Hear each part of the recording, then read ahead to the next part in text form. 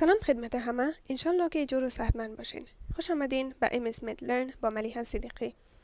امروز در مورد Anatomical Position and Direction Terms یا اصطلاحات موقعیت و جهات آناتومیکی که برای هر محصل طب قبل از آموختن آناتومی بسیار زیاد مهم می باشه صحبت می داشته باشیم. ترم یا اصطلاح اول ما به نام میدیال هست که در کتاب های فارسی ایره اونسی نوشته می کنن. اونسی، میدیال یا اونسی. خب اگه این بدن ما باشه و شما ایره توسط یک خط وسطی به دو طرف مساوی تقسیم بکنین و از این قسمت به طرف مدلاین یا به طرف همین خط وسط هر قدر که شما نزدیک شده میرین، این حالت میگیم میدیال یا اونسی. ترم یا اصطلاح دوم لترال یا که در کتاب های فارسی به نام وحشی است.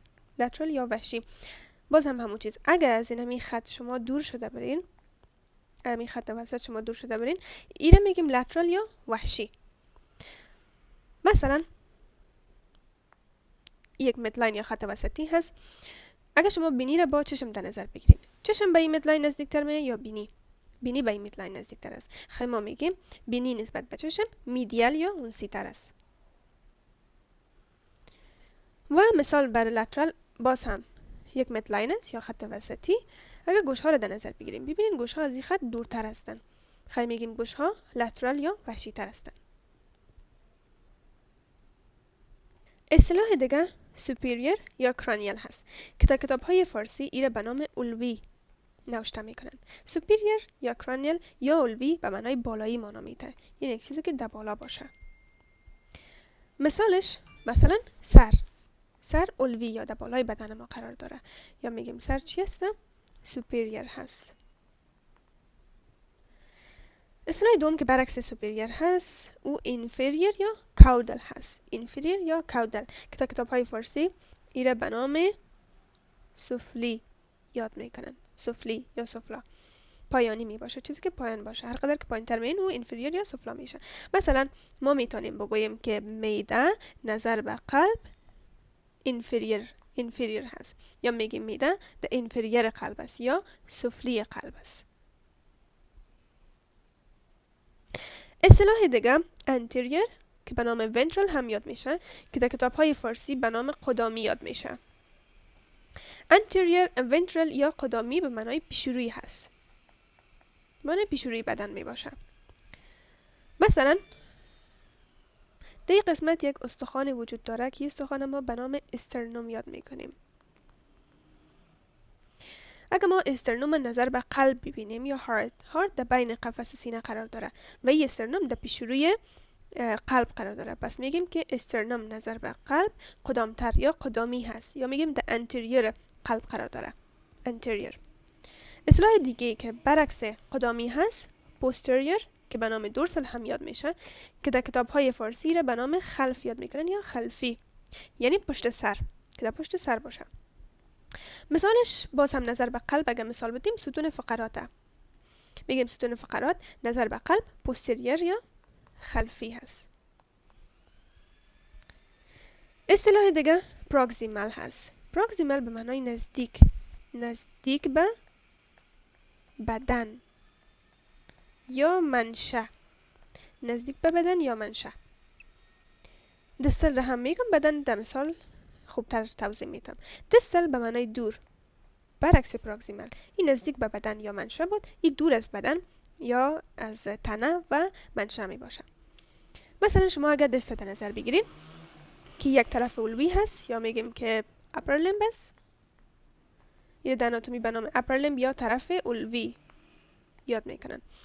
این قسمت تنه است، مکمل تمام می طرف علوی از این تنه منشأ گرفته. مثلا دست نظر به آرنج، ببینید دست نظر به آرنج چی از دورتر است. خب میگیم که دست نظر به آرنج دستال هست، یا دست در دستال قرار داره و بازو چی است؟ پروکسیمال هست. بازو پروکسیمال هست. دست دستال شد و بازو پروکسیمال.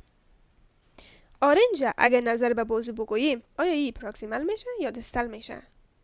دستال میشه. پس همیشه متوجه باشین که شما یک عضو نظر به چی شما پراکسیمال یا دستال میگین. درسته؟ آرنج نظر به بازو دستال میشه، بازو نظر به آرنج پراکسیمال میشه چون به تنه نزدیکتر میباشه. و دست اگر نظر به آرنج بگوییم چی میشه؟ دستال. و اگر آرنج نظر به دست بگوییم باز آرنج چی میشه؟ پراکسیمال میشه چون آرنج نظر به دست نزدیکتر به تنه قرار داره. اصطلاح دیگه سوپرفیشیال هست. سوپرفیشیال به معنای سطحی می باشه، یک چیزی که در سطح قرار داشته باشه، نزدیک سطح باشه. و اصطلاح دیگه که برعکس است او را میگیم دیپ یا عمیق. سوپرفیشیال گفتیم سطحی، دیپ عمیق. خب مثالش هر زمانی که شما هر قسمتی از بدن در نظر بگیرین، اگر از سطح یعنی از جلد به طرف داخل ما حرکت بکنیم شما 4 چیزا میبینین. اول جلد هست، دوم صفاق سطحی است، سوم صفاق عمیق است یا دیپ فیشیا و مزل یا عضلات می باشه. پس جلد یا سکین، صفاق سطحی یا سوپرفیشال فیشیا، بعد از او صفاق عمیق یا دیپ فیشیا و بعد از او مزل یا عضله می باشه. پس در سطحی ترین طبقه چی قرار داره؟ جلد قرار داره. پس جلد میگیم سوپرفیشال هست و مزل یا عضله رو میگیم دیپ هست. مثلا اگر شما صفاق سطحی را نظر به عمیق مقایسه بکنین طبعا که صفاق سطحی سوپرفیشال میه. اصطلاح دیگه اپسیلاترال هست. اپسیلاترال یعنی در عین طرف می باشه. مثلا اگر ما بادی را به 2 قسمت تقسیم کنیم، طرف راست، طرف چپ، اگر یک چیزی که هر دویش در طرف راست قرار داشته باشه، طرف راست بدن قرار داشته باشه، او را میگیم که اپسیلاترال هست.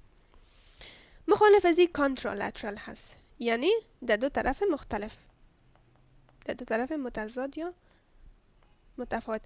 مثلا باز همی بدن باشه به 2 قسمت تقسیم کنیم، رایت راست، لفت طرف چپ، یعنی یک قسمت از طرف راست با چپ با هم مقایسه کنیم.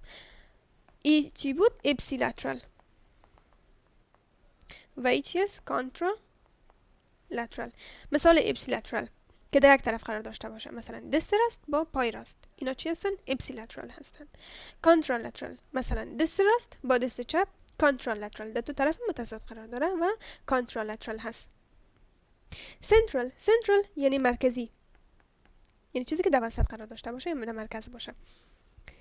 و برعکس ازی پریفرال هست. پریفرال به معنای محیطی، یعنی که از مرکز دورتر قرار داشته باشه، در محیط قرار داشته باشه. ای در مرکز و ای هم در محیط، یعنی در 4 طرف باشه. مثالش مثلا شما ببینین ای اسپاینال کورد هست یا نخای شوکی. نخای شوکی در سنترال یا در مرکز بدن قرار داره. و اگر شما انگشتار در نظر بگیرین، انگشتار در کجا قرار داره؟ در پریفرال. در پریفرال یا در محیط اطراف علوی قرار می داشته باشه. خب رسیدیم به پایان ویدیو. انشالله که ویدیو براتون مفید واقع شده باشه. زمانی که شما میخواین آناتومی را یاد بگیرین، قبل از اینکه آناتومی را بخوانین، دانستن اصلاحات برای شما بسیار زیاد مهمی باشه که یاد داشته باشین. و همچنان کسایی که صنف اول در پانتون‌های طبی افغانستان هستن، شما در سمستر اول یک مضمون میخوانین به نام کمک‌های اولیه. شما تا که این اصطلاحات را بلد نباشین، فهمیدن اون کتاب براتون بسیار زیاد مشکل می باشه. پس شما کوشش کنین که اول اصطلاحات یاد بگیرید. وقتتان بخیر. خدا نگهدار.